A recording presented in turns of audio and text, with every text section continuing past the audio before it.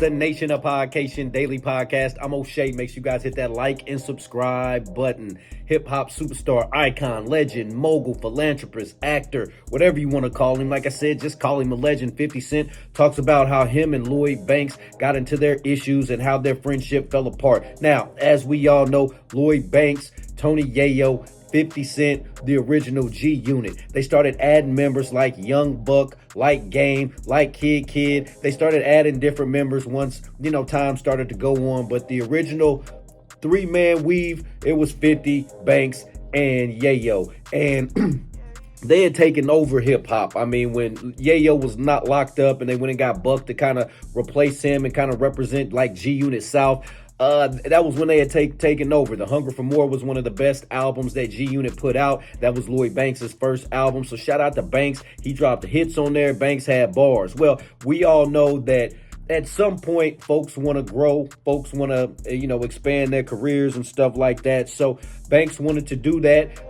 50 Cent felt that there was some disloyalty there, and boom, them two kind of split up. Banks kind of doing his own thing, 50 Cent doing his own thing. Well, let's take a look at this clip from 50 Cent as he talks about why Lloyd Banks and him kind of split and why, being a big homie and being the bigger homie ended up being a problem. Let's tune in. Listen to this. Our crew,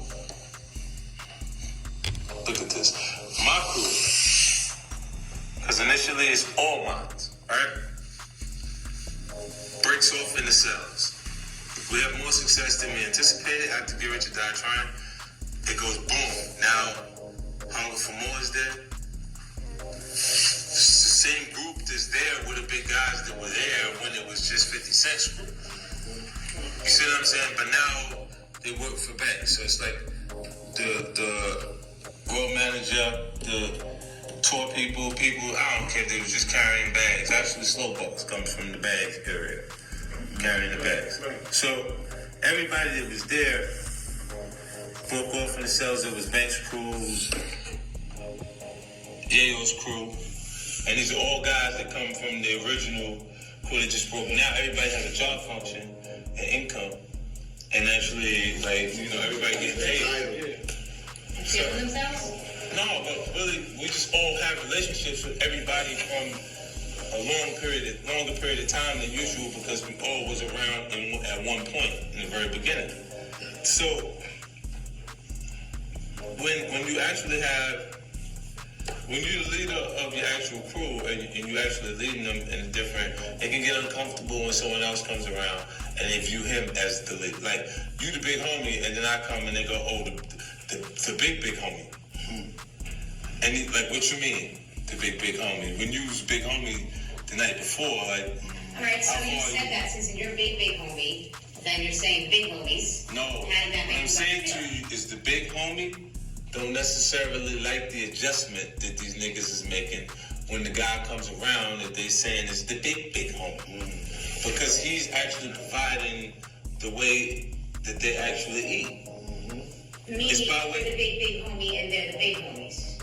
Yes. So okay, it's like so when they do homies, how did you feel? Is he right? Because I feel like I just hate when somebody use the big homie, like as for me or Blue, to come around, and then they around the big homie and they feel like they don't need you no more because they got around Fifth. That's what happens to me a lot. Like I have dudes in my entourage be around me, but the plot is not really to be loyal or be down with me. The plot is like, yo, I just want to get around Fifth, man. What the fuck I need you for?